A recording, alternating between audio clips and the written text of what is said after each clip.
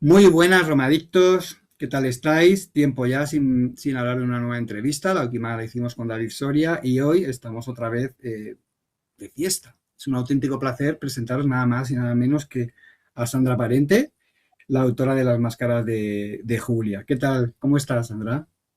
Hola, pues muy bien, la verdad, y muchas gracias por invitarme. Pues es un auténtico placer, la verdad. Hacía tiempo que no tratábamos a invitados que escribieran novela. Nos habíamos centrado demasiado en el ensayo. Y bueno, la verdad es que tu libro siempre me atrajo, ¿no? En el momento en el que vi que Despertaferro lo había sacado, que hay que felicitarlo a la editorial porque ha decidido sacar una línea de novelas que nos está dando muchas alegrías, ¿no? Como la tuya, como la de Luisma o como la de Pepe, por ejemplo, pues siempre es un gusto, ¿no? Tratar, aunque sea desde un punto de vista narrativo, a personajes históricos pues, que han estado un poquito dados de lado, no por culpa del desinterés que hay en el público en general, ¿no? Sino por la manera de tratar que las fuentes romanas han tenido de tratar a la mujer en general, ¿no? Y a la mujer poderosa en concreto, ¿no? A las mujeres de la familia imperial. Pero bueno, antes que nada, hablas un poquito de Sandra, ¿no? Porque nos lo ha presentado. Ha dicho, hola Sandra, ¿y qué tal? Sandra es historiadora, tiene formación centrada en la antigüedad. Su carrera se ha caracterizado siempre por una profunda labor de investigación y de divulgación enfocada especialmente en la Roma clásica. En esta obra en concreto, aunque yo creo que tenías una novela sobre Nemi, ¿puede ser? Se llamaba El Rey de Nemesis, La sobre la película, figura de Calígula, que te dio era muchas sobre. alegrías, ¿no? Porque te dio un premio Libris, Me dio dos premios dos Libres, sí. premios Libris. Mejor autor Nobel y mejor novela histórica de aquel año, sí, de 2018. Madre mía, ya ha llovido desde entonces. Sí, sí. Bueno, pues en esta novela, Sandra se aleja un poquito del formato de la novela épica tradicional, ¿no? Para ofrecernos un ensayo biográfico riguroso, pero desde un punto de vista, como he dicho antes, narrativo, ¿no? Cosa que es un gusto, ¿no? Porque lees historia, pero con ese formato, ¿no? Que lo hace mucho más ameno, ¿no? En él se despoja a la emperatriz Julia de los mitos y prejuicios que a la emperatriz, no, perdón, a la Augusta. Julia, de los mitos y prejuicios de que las fuentes antiguas han tenido con respecto a la mujer, ¿no? Entonces, antes que nada, y antes de entrar a hablar del libro, vamos a conocerte a ti también un poquito mejor, ¿no? Como persona, como Sandra Parente. ¿Cuándo se despierta el amor por la historia en general y por la Roma clásica en concreto, Sandra? Pues bueno, yo desde niña, la verdad, bueno, creo que nos pasa a muchos. Todo empezó con la mitología. Ah, por la Creo que mitología. sí, era pequeña, mi hermana, siempre lo diré, mi hermana me dijo, mira, este libro es de la biblioteca, no lo toques. Yo debía tener 5 o 6 años, me dijo, no lo toques. Lo peor que se le puede Y decir a un niño, ¿no? No toques algo. sí, sí, mi hermana tiene 5 años más que yo. Y entonces yo vi ese libro y dije, bueno, lo tengo que leer. Y era de mitología, me encantó y a partir de ese día me enamoré de lo que es la cultura clásica. Empecé más tirando hacia el mundo griego y luego pues siempre me gustó la historia. Yo estudié en Francia. Hasta la edad de 18 años estuve viviendo en Francia, ¿no? ¿Ah? Y padres gallegos que emigraron. Y nada, que allá la historia, al menos en aquella época, era muy contemporanista. De hecho, yo empecé la historia, luego me vine a vivir a Galicia, a Santiago de Compostela, para lo que es la universidad, y empecé la carrera como contemporanista. ¿Ah? Pero me encontré con Roma por el camino y luego me especialicé en historia antigua, me encontré con la arqueología por el camino ¿Ah? y le he dedicado 20 años de mi vida profesional. O sea, he trabajado en arqueología durante 20 años. Y hasta hasta el 2023, vamos, hasta hace 2 o 3 años Sí. que dejé la arqueología profesional. Sí. Pero, Qué interesante, la verdad. Y qué privilegio, ¿verdad?, poder dedicarnos a profesiones así que vivimos, ¿no? Y que disfrutamos tanto. No todo el mundo tiene esa suerte, ¿no? De poder dedicarse a una profesión que le guste, ¿no? Bueno, sí, vamos a... además la arqueología profesional tiene poco que ver con el mito y lo que se cree de lo que hace un arqueólogo al Sí, final. Sí, sí, sí. pero es apasionante igualmente, ¿no? ¿No lo encuentras Sí, apasionante? sí, sí, sí, no. Quiero decir, más allá de que haces informes y hay mucha tarea administrativa que muchas veces la gente no lo sabe, desde luego es apasionante, ¿no? Está esa cosa de soy la primera persona que veo algo Ah, desde hace X tiempo, ¿sabes? wow, ¿no? Y tenerlo en las manos, madre mía. Vamos a preguntarte un poquito por la génesis de las máscaras de Julia. ¿Cómo y cuándo se te ocurre escribir esta novela que gira en torno a dos mujeres, dos, tan importantes en la historia de Roma y tan ignoradas durante su época por la propaganda imperial?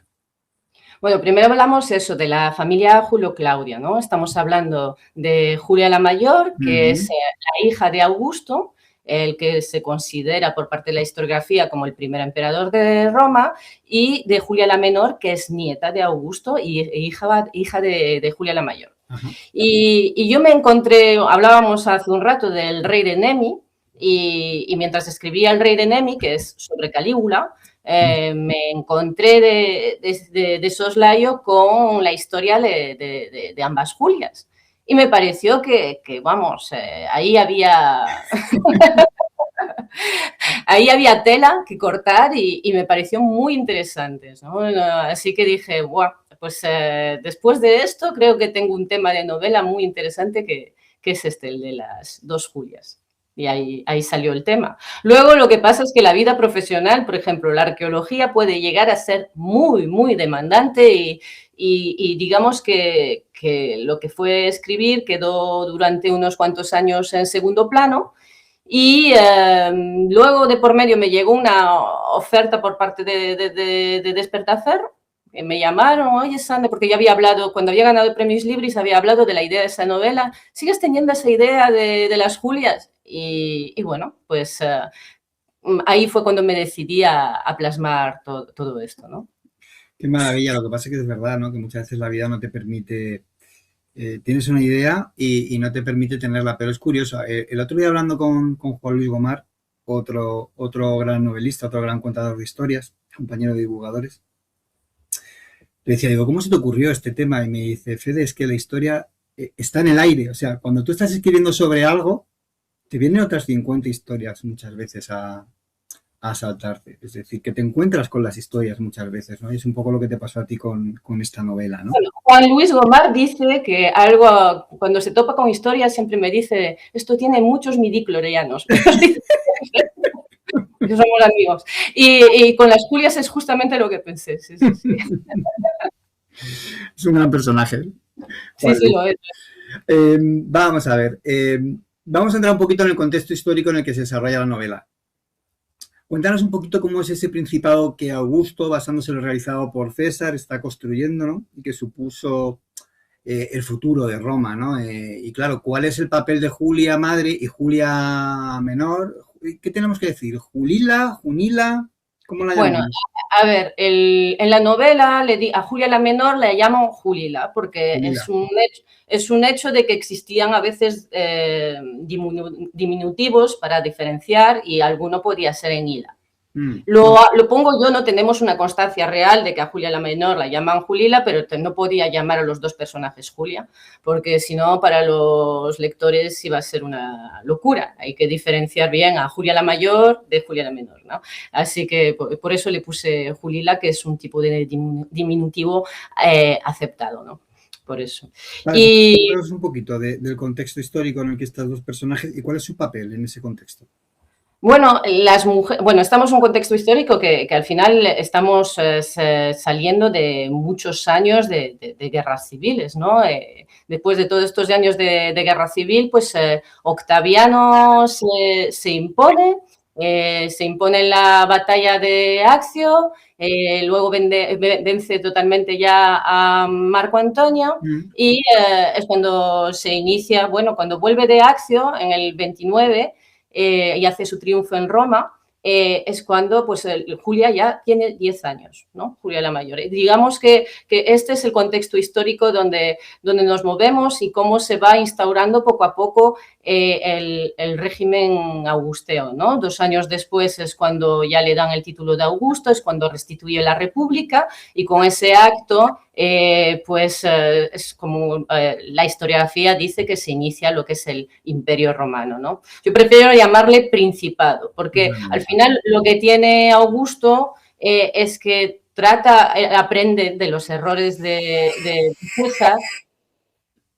aprende de los errores de César, que digamos que cuando fue elegido bueno, fue nombrado, o sea, se autodenominó dictador perpetuo, no escondió lo suficientemente bien sus intenciones, ¿no? Sus ansias de monarquía, por decirlo de una forma. Tenemos incluso la coronación de Marco Antonio a César, ¿no? Que la rechaza, pero todo eso no gustó nada. Los romanos tenían un odio ideológico hacia la idea de monarquía. Octaviano, bueno, Augusto en este caso, aprendió de los errores de su tío abuelo, que lo nombró su hijo adoptivo, y esconde mucho más sus intenciones creando el régimen del Principado. Sigue manteniendo las instituciones republicanas y consigue acumular el poder igualmente, ¿no? Estamos en un momento donde también él elige hacer una política basada en lo que es el tema del mos maiorum. El mos maiorum son las costumbres de los antepasados. Y de alguna forma, Augusto, basándose en esas costumbres, cree que volviendo a ellas, Roma podrá lograr más fácilmente alcanzar lo que es la eternitas, ¿no? Y él llegar a lo que es la Edad Dorada, ¿no? La Edad Dorada, que es la que estará la que instaura a él supuestamente durante su gobierno. Así él le da una gran importancia a todo lo que son las cuestiones morales y hará toda una serie de reformas morales, ¿no? Que es bastante importante para el tema que nos atañe. Sí, sí, sobre eso luego tengo otra pregunta preparada. Fíjate, al filo de lo que estás diciendo, ¿no? De tus palabras, yo siempre he pensado que al fin y al cabo el Principado de Augusto y luego posteriormente el Imperio es una gigantesca farsa, es una usurpación, ¿no? Porque lo que hicieron realmente fue manteniendo las formas republicanas, manteniendo esa fachada tradicional, ¿no? Del sistema de gobierno romano, meter por debajo un sistema totalmente monárquico, ¿no? Un sistema absolutista del todo punto, ¿no? Meter un poder absoluto ahí, acumulando todos los poderes que esa república tenía en las manos de una sola persona, ¿no? Bueno, Dion Casio, de hecho, ya desde la antigüedad lo dice con franqueza, dice, Augusto estableció una monarquía. Lo dice con esas palabras un historiador de la antigüedad, ¿vale? Unos siglos posteriores, pero ya eran conscientes de este hecho, ¿no? Sí, la verdad es que da que pensar. Y lo de la moralidad también da que pensar, ¿no? Pero no quiero hacer un spoiler de la pregunta, ¿no? Pero es que es real. Me molesta mucho eso también de Augusto, ¿no? Ese empeño que él pone siempre en cumplir una moralidad, ¿no? Y en dictarle a la sociedad que gobierna unas normas que él se pasa por el forro de las narices, ¿no? Continuamente, ¿no? Y exigirle a su entorno, a sus hijas, a su nieta, ¿no? Unas reglas de comportamiento que él no va a cumplir en ningún momento. Bueno, ni él ni Livia, ¿no? Al fin y al cabo, eso es un matrimonio que nace, bueno, Julia la Mayor, la hija de Augusta, la hija única de Augusto, y eso es un hecho fundamental, muy importante para entender la vida de Julia la Mayor, es hija de Escribonia. Escribonia sabemos que estaba vinculada a la familia de Sexto Pompeyo. Ya fuera su sobrina o simplemente hija del suegro de Sexto Pompeyo, no se sabe muy bien. Lo que pasa con las mujeres siempre es eso, ¿no? No se sabe muy bien. El hecho es que cuando hay un momento durante las guerras civiles que a Octaviano le interesa acercarse a Sexto Pompeyo y entonces se hace una alianza matrimonial a través de Escribonia. Cuando deja de interesarle a Octaviano, al año y pico, el matrimonio con Escribonia desde el punto de vista político, dice, da igual, el mismo día que Escribonia dio a luz a Julia, en el año 39, la abandonó. El mismo día, eso nos cuentan las fuentes, ¿no? Probablemente el hecho de que naciera una niña no ayudara. Ya. Probablemente eso. Pero además, bueno, se habla de que, más allá de que Livia le podía interesar a Octaviano desde el punto de vista político, porque, bueno, era de una familia, los Claudio, una familia rancia, de la rancia nobilitas romana, ¿no? Más allá de eso, las fuentes nos dicen que hay un amor, ¿no? Ahí surgió el amor entre ellos dos y rápidamente, pues a los 15 días ya se casa con Augusto, Olivia. Así que no son temas que ahí hay un posible adulterio, de hecho. Sí, además es curioso porque Augusto sí le puede llamar muchas cosas, pero no se le puede llamar una persona impulsiva, era una persona fría, Sí. calculadora, planificadora, un gran maestro de ajedrez, ¿no? Por decirlo de alguna manera. Y ese tipo de cosas impulsivas en su vida no las vamos a ver mucho. No las vamos a ver Lo mucho. vemos más cuando es el joven Octaviano, ¿no? Sí, Es más sanguinario, menos respetable, menos más venerable. De hecho, pacifista. nos llega un poquito de la propaganda rival, cosa que Sí, luego deja de llegar. Entonces ahí incluso pues nos dicen que si Livia le elegía mujeres, que si se tiraba a las mujeres de senadores, de que si también era un jovencito que se había ofrecido a César, ¿sabes? Bueno, al final la homosexualidad no es que se viera mal no, en sí, bueno, lo que se veía mal era ser el pasivo. eh, el pasivo, y en este caso se decía que si el joven Octaviano, Octavio en este caso, era pasivo con César, ¿no? Al final las fuentes, antes de Actio tenemos a un personaje y después de Actio, sobre todo a partir del momento en que le dan ese título de Augusto, que al parecer se llegó a barajar el de Rómulo. Pero bueno, claro, lo de Rómulo dejaba demasiado en claro una ideología monárquica, ¿no? Pues Augusto significa el reverenciado. Y a partir de ahí, pues hay un giro y Augusto adopta un papel, ¿no? Poniéndose, por decirlo de una forma, una máscara de teatro. De hecho, cuando fallece dice una frase algo así de que ha sido una obra, no me acuerdo ahora de la frase, pero algo así como ha sido una obra de teatro maravillosa o algo así, ¿no? No me acuerdo del giro de la frase, pero algo así. Entonces yo creo que expone esa máscara de teatro, que es un poco el título de la novela también, que va por ahí, y en este caso empieza ese personaje del reverenciado, ¿no? Sí, la verdad es que da muchísimo también para escribir Julio, ¿no? Eh, ¿Por qué eliges a Julila como hilo de la narración? Pues me parecía muy interesante que veamos, al final son hechos que es bastante difícil, lo hablábamos fuera de cámara, por decirlo de una forma, es bastante difícil llegar a ellos. Hay muy poco escrito sobre ello y a nivel histórico de lo que son estudios, tenemos principalmente artículos universitarios y apenas una biografía completa sobre la vida de Julia. Al final hay bueno, todo en historia funciona a base de hipótesis. Eso es algo que hay que dejar muy claro porque muchas veces creemos tener certezas sobre los hechos y no todos son certezas, son hipótesis, ¿no? Y con Julia, pues tenemos toda una serie de hipótesis, unas hipótesis que han ido evolucionando a lo largo de las décadas, ¿no? Digamos que hay diferentes formas de hacer historia. En el siglo XIX había unas formas mucho más apegadas a la fuente de forma primaria. Y luego se planteó mucho más el por qué y para qué se escribieron esas fuentes.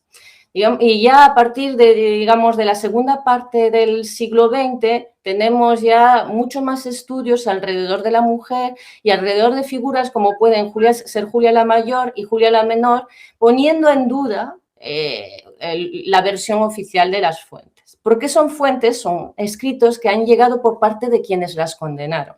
Entonces, hay toda una serie de estudios que son esos artículos de los que hablaba, que ponen en tela de juicio todo eso y establecen toda una serie de teorías que podría haber sido lo que ha ocurrido tanto con Julia la Mayor como con Julia la Menor. A mí me parecía muy interesante el formato de ir reconstruyendo una vida porque me permite jugar con esas teorías y me permite poner varias incluso.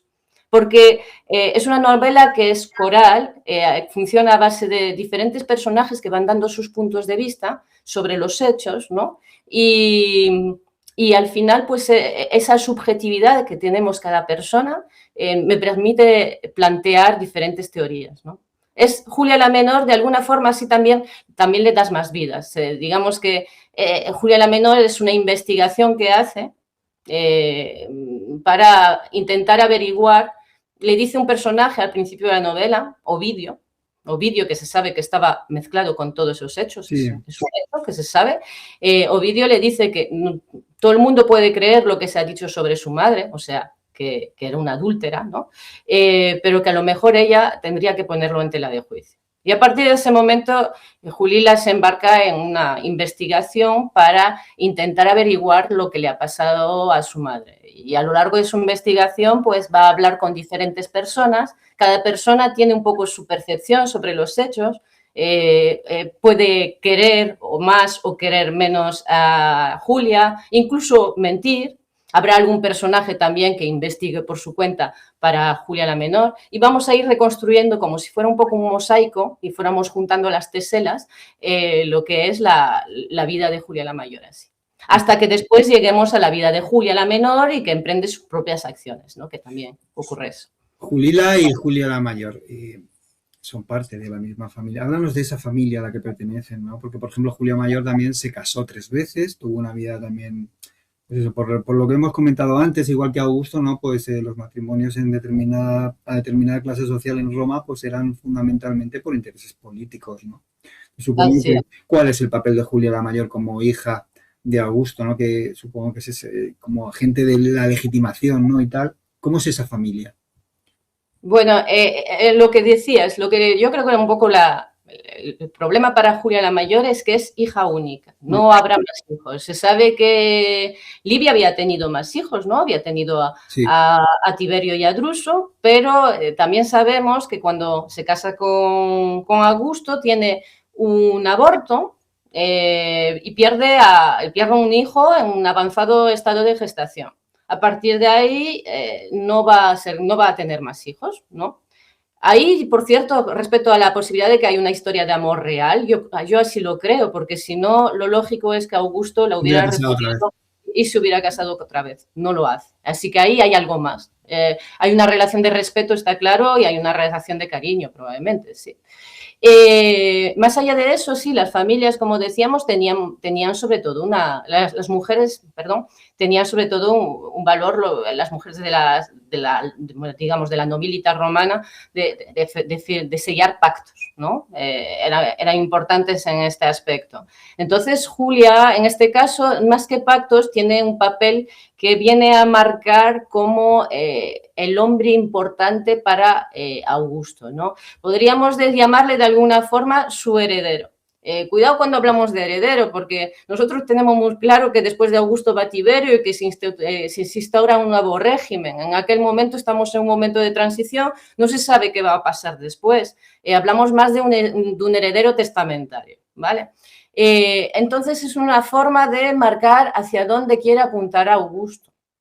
Así la casa primero con Marcelo, que es sobrino de Augusto, era hijo de Octavia, su hermana. Lo que pasa es que Marcelo, que era unos pocos años mayor que Julia, al cabo de 2 años fallece. Bueno, ahí empezamos con lo que es la leyenda negra de Libia, ¿no? Una plaga, ¿no? La plaga. Los historiadores actuales, por ejemplo, hay un biógrafo de Libia que se llama Anthony Barrett, sí.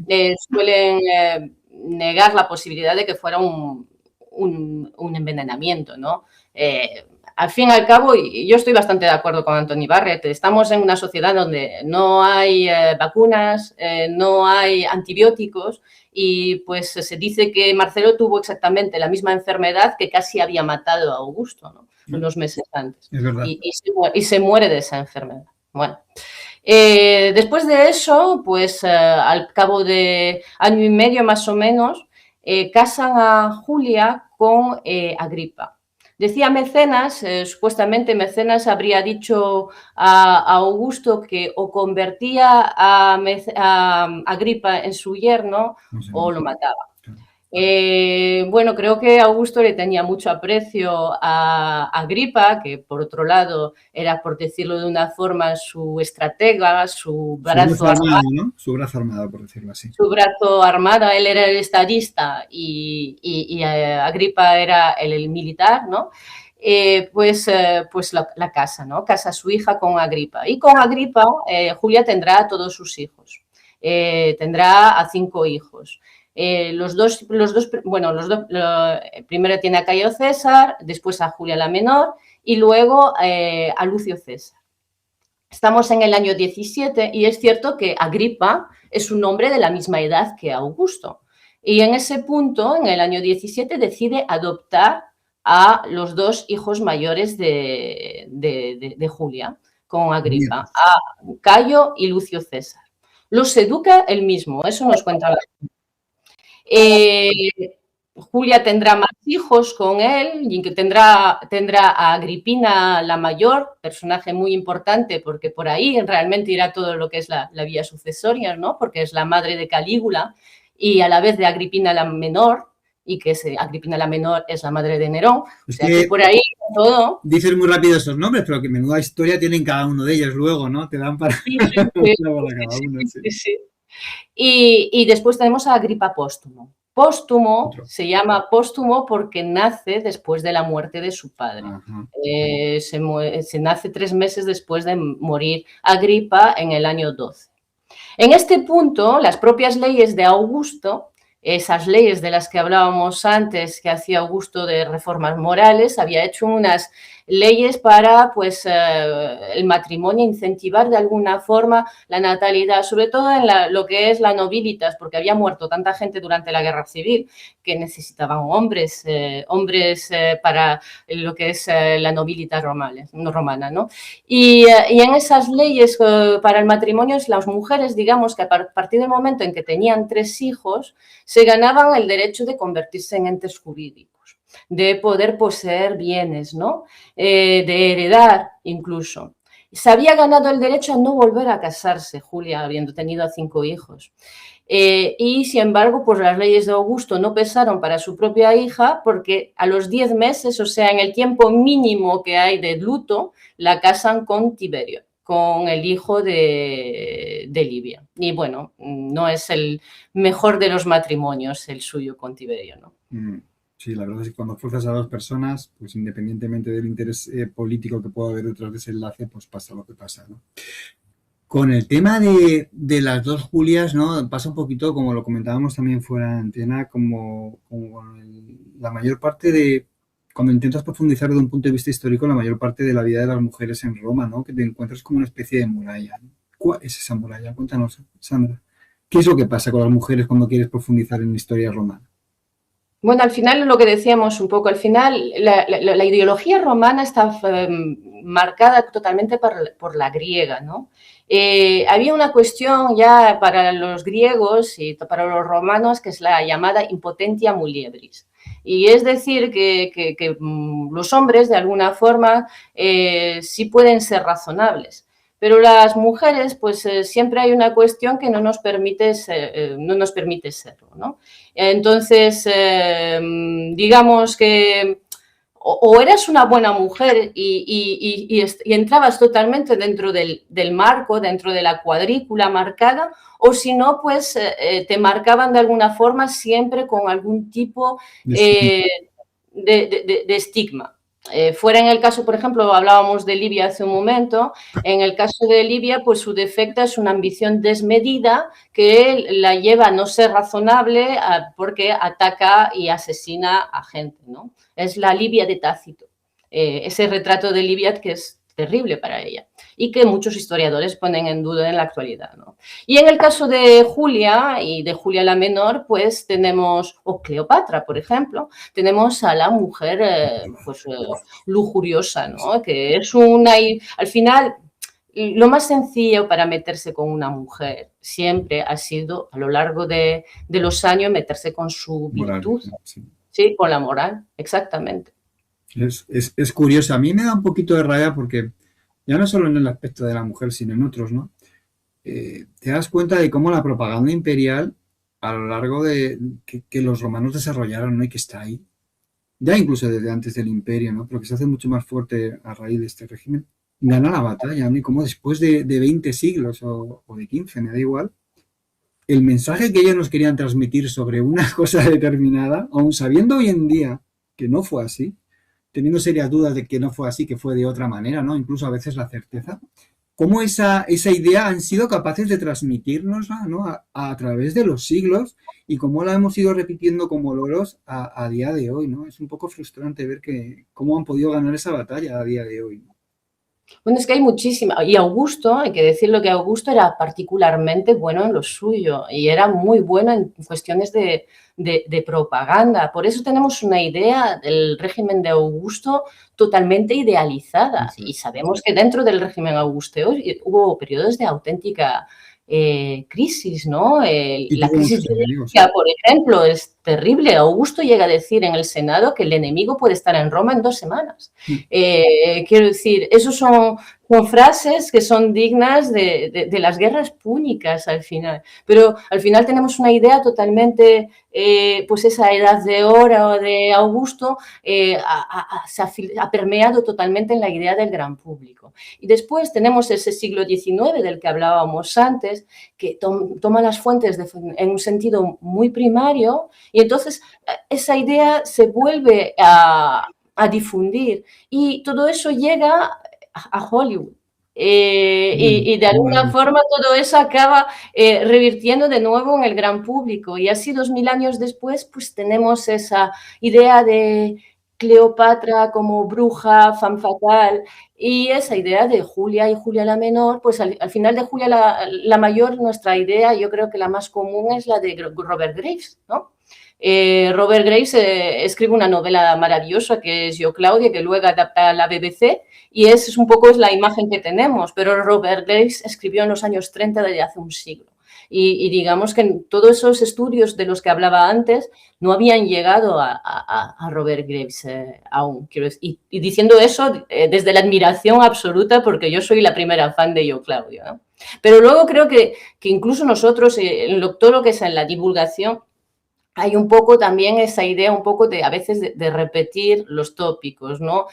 A veces, yo cada vez que veo un Calígula y un caballo senador por ahí, digo, otra vez, por favor, no, quiero decir, pues se sabe que no es así. De hecho, tú le lees el pasaje de Suetonio y no es así, dicho sea de paso.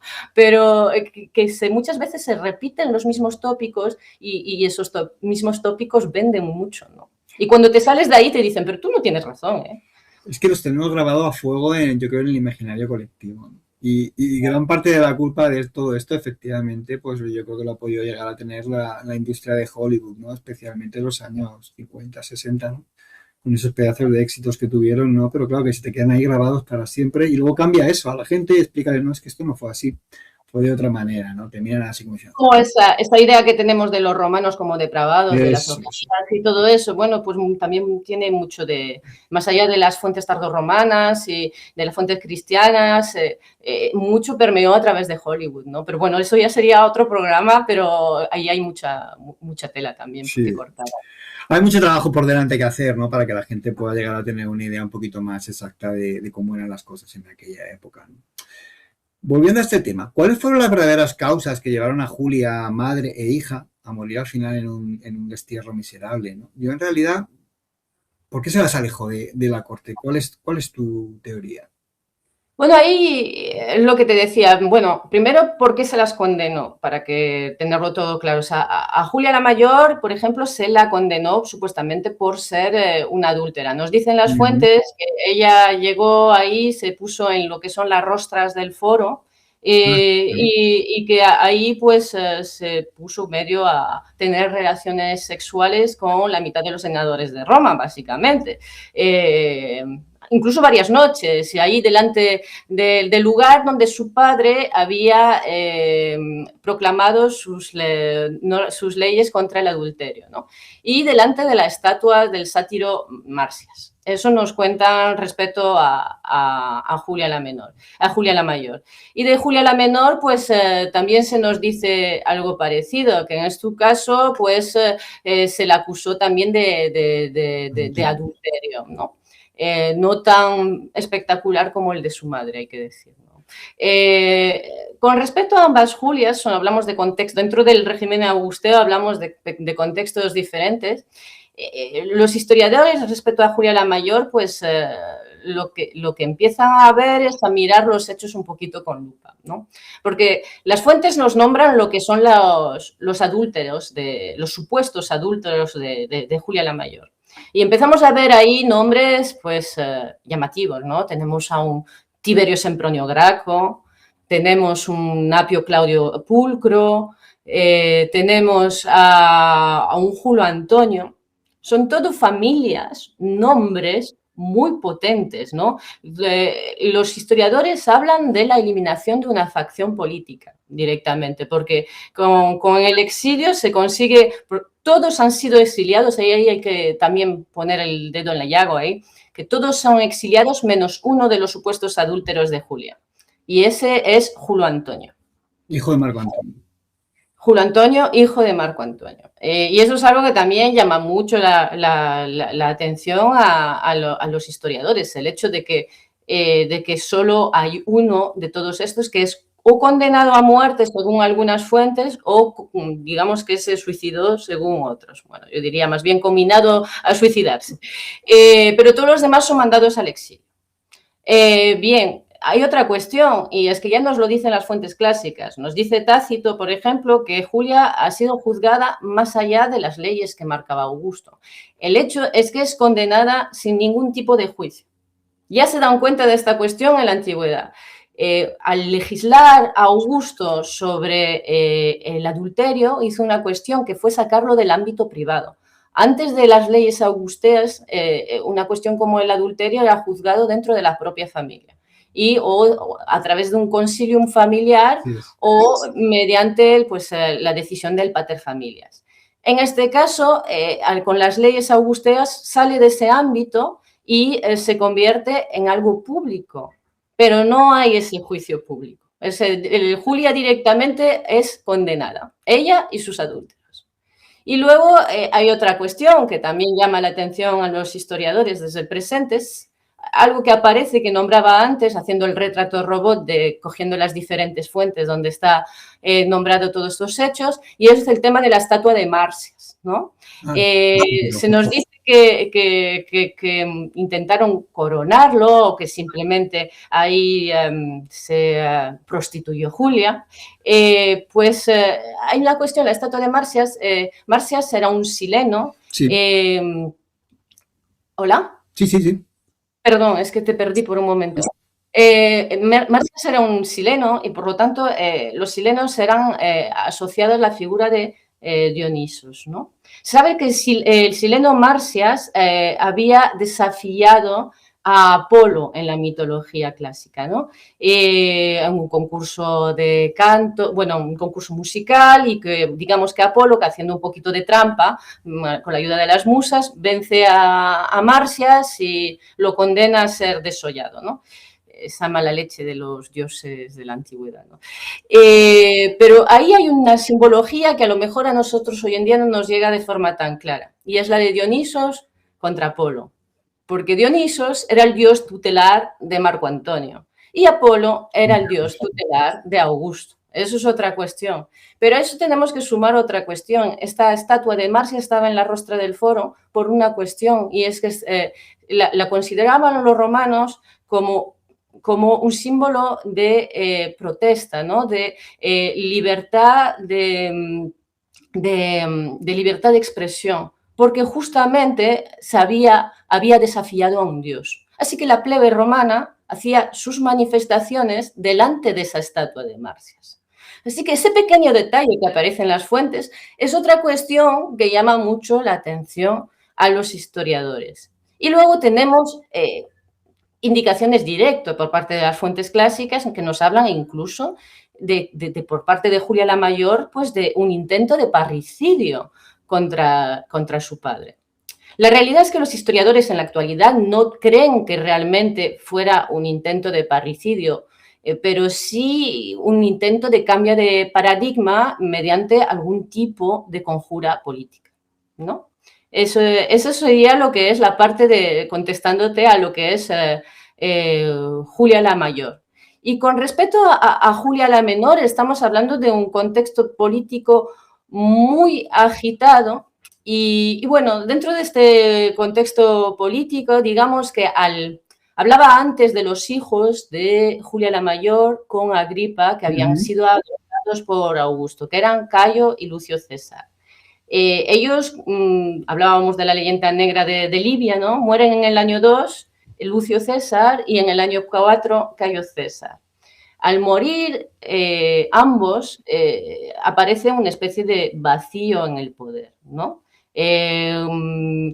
Augusto designa a nuevos herederos, en este caso es cuando designa a Tiberio. Establece toda una línea muy clara por el lado Claudio, ¿no? Porque primero adopta a Tiberio y Tiberio a su vez adopta a Germánico, perdón. Y por otro lado, parece que hay una especie de añadido ahí, como un pegote mal puesto, que es Agripa Póstumo, que lo adopta por el otro lado. A Tiberio le da poderes y a Agripa Póstumo no le da ni la toca viril. La acaban mandando a una isla, ¿no? Digamos que hay una cierta desigualdad. Sí. Lo que sí se cree es que hay una especie de, en ese contexto, de lucha entre facciones, ¿no? Se habla de un enfrentamiento entre la rama Claudia y la rama Julia de la familia. Los Julios sabían que la gente que seguía a los Julios se había quedado de alguna forma huérfana y habían puesto todos sus huevos en la cesta a favor de Cayo y Lucio César, y de repente, digamos, pues a lo mejor hablando bastante mal de Tiberio, que había tenido sus problemas, y así, y digamos que de repente se quedan huérfanos. Intentan apoyar a esa Agripa Póstumo, pero tampoco parece el más afilado de todos los lápices. Sí, decían que era especialmente brutal, ¿no? Que era una persona que tenía problemas de autocontrol. Nos dicen eso, utilizan el término ferox, las fuentes clásicas, hablando de Agripa Póstumo. Muchos historiadores en la actualidad suelen pensar que también Agripa Póstumo era un chavalito de 15 años. Y que a esa edad, bueno, un poco ferox eres, ¿no? Siempre crees que tienes razón, ¿no? Ya sabemos todos cómo es un adolescente de 15 años. Imagínate si perteneces a la familia imperial, ¿no? Exacto, ¿no? Un adolescente de 15 años, que tu padre ha muerto antes de que tú hayas nacido, que tu madre es Julia la mayor, ¿no? Que tu madre ha sido enviada al exilio de mala manera, y tú te educas en la casa de quien condenó a tu madre, por cierto. Madre mía, ¿no? Son cuestiones que a veces nos tenemos que parar a pensar y no está, es bastante más fácil ser ferox así, ¿no? Algunos historiadores plantean esa cuestión, ¿no? De que eso es posible. Pero en todo caso es un adolescente, ¿no? Y claro, frente a un hombre como puede ser Tiberio, que tenía ya mucho más tablas, ¿no? Que ya, además, Augusto en ese momento se decanta claramente hacia él. Pero digamos que esa facción que ha quedado huérfana va a intentar mover un poco todo el ambiente en esos años. Además, digamos que el ambiente es bastante complicado. Entre los años 5 y 7 tenemos primero una serie de terremotos, nos dice en la fuente, en particular Dion Casio es quien se extiende bastante sobre esta cuestión, nos dice que hay una serie de terremotos e inundaciones en Roma, y que en esas inundaciones se perdió el grano, ¿no? De las reservas de grano, y a la vez todo eso se suma con piratería. Entonces, ¿qué se establece? Pues empieza un proceso de hambruna en Roma en aquel momento. Y eso hay que sumarle lo que hablaba antes, en lo que es la revuelta de Iliria.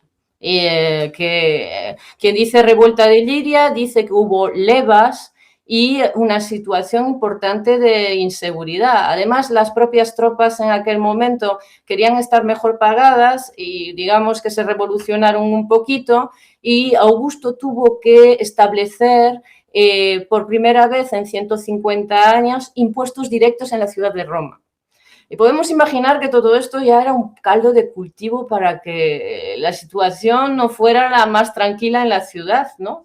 A eso hay que sumar epidemia, una declaración de estado de tumulto, un tumultus, que sería así como nuestro estado de alarma, que se restringe un poco las libertades, por decirlo de una forma. Y digamos que toda esa facción que había quedado huérfana, la facción de los Julios, intenta aprovecharse. Las fuentes nos hablan de un personaje que es Lucio Emilio Paulo.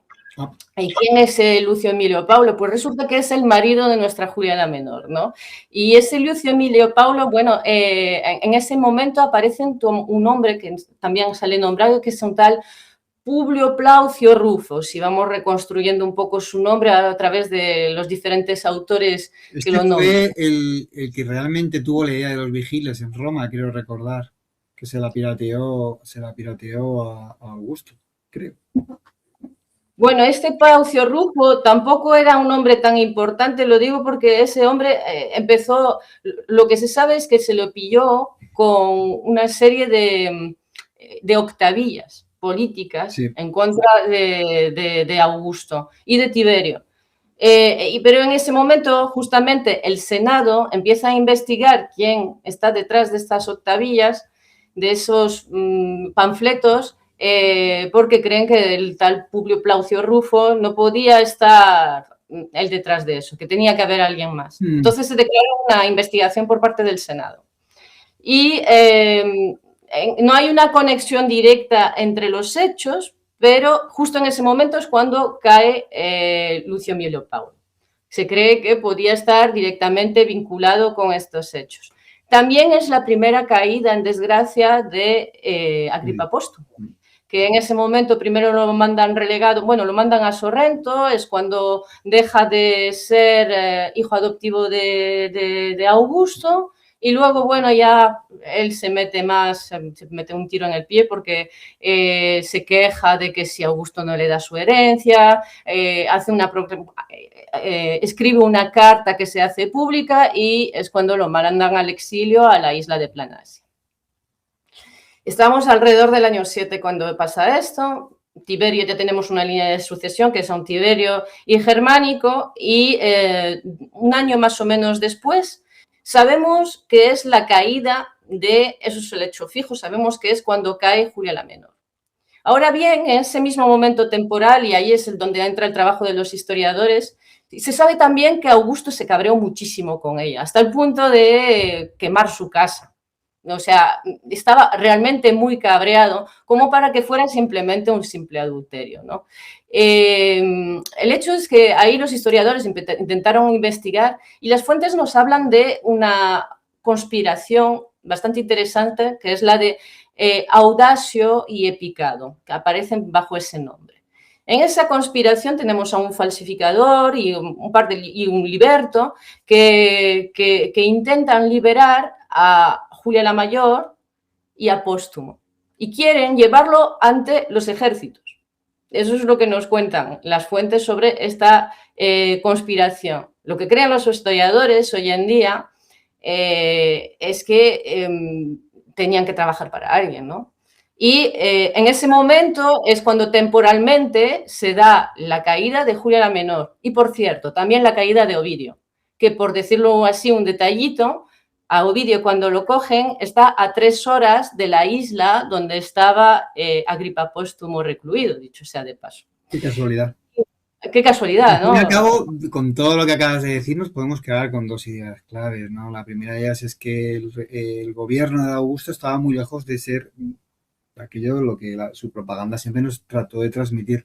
Un momento plácido y dorado de la historia de Roma, ¿no? Había muchísimas corrientes internas, tanto dentro de la familia imperial como a nivel externo, ¿no? que pugnaban. Y luego el problema intrínseco también, porque al final, si te das cuenta, todo está relacionado con la sucesión imperial.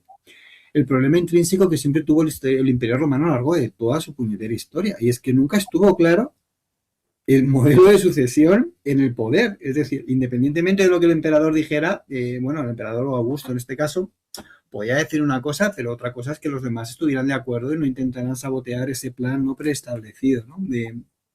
de sucesión, ¿no? Nunca acabó de estar muy claro cuál era la sucesión dentro del Imperio Romano. Había unas normas generales, pero luego dentro de esas normas generales, que además esas normas generales con el tiempo van siendo cada vez más amplias y el contexto va siendo cada vez más gente puede ser emperador, pues se van complicando, ¿no? Y es un poquito el motor de la historia romana, ¿no? En cierta manera, ¿no? El que nunca estuvo claro, ¿no? ¿Quién va a ser el siguiente?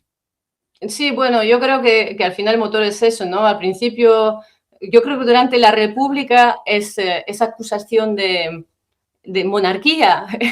Estás buscando ser un monarca. Y entonces es cuando se mueven las cosas en general, y durante el Imperio Romano es lo que dices, ¿no? Bueno, y está esa pseudocreación, por decirlo de una forma, de Augusto, que es la guardia pretoriana, que tendrá un papel siempre preponderante en lo que es la sucesión, ¿no? El ejército, ¿no? Al final tiene que haber, como dices, un consensus, ¿no? Entre lo que piensa el pueblo, que es el que menos pinta, el Senado, que también cada vez pinta menos, y el ejército, ¿no? Y la familia imperial, ¿no? Y de ahí, el Senado lo que ha pintado mucho es en la imagen que tenemos de los emperadores, ¿no? Eso sí que yo creo que es un poder que ha conseguido tener, que es el peso y la imagen que tenemos de todos esos emperadores en general, porque al final los emperadores que se enfrentaron al Senado, pues tenemos una imagen muy negativa de ellos. Caso de Calígula, de Domiciano, por ejemplo, son emperadores que tuvieron Tiberio, que en el momento en que se opusieron al Senado, pues se convirtieron en lo que denominaron como pessimi princeps. Y bueno, creo que es bastante interesante. Qué pedazo de superpoder, por cierto, tener la capacidad sí, sí. de cómo va a haber de tener tu memoria, ¿no? Bueno, tras la lectura de tu novela, ¿qué te gustaría que se llevara al lector? Después de cuando cerrara la última página y la cerrara, ¿qué te gustaría que esa persona que ha leído tu novela se quedara, ¿no? ¿Con qué ideas te gustaría que se quedara? Bueno, lo primero que cuando termine se quede como cuando terminas una novela que te ha gustado, que te quedas un poco huérfano. Ojalá se queden un poco huérfanos, porque a mí siempre que una novela me gusta, me quedo un poco huérfana. Porque lo primero es novela, estamos hablando de novela y estamos hablando de divertirnos, ¿no? Y todo esto está escrito intentando divertir al lector y que nos lo pasemos bien y que esté también pues novelado. No he hecho un ejercicio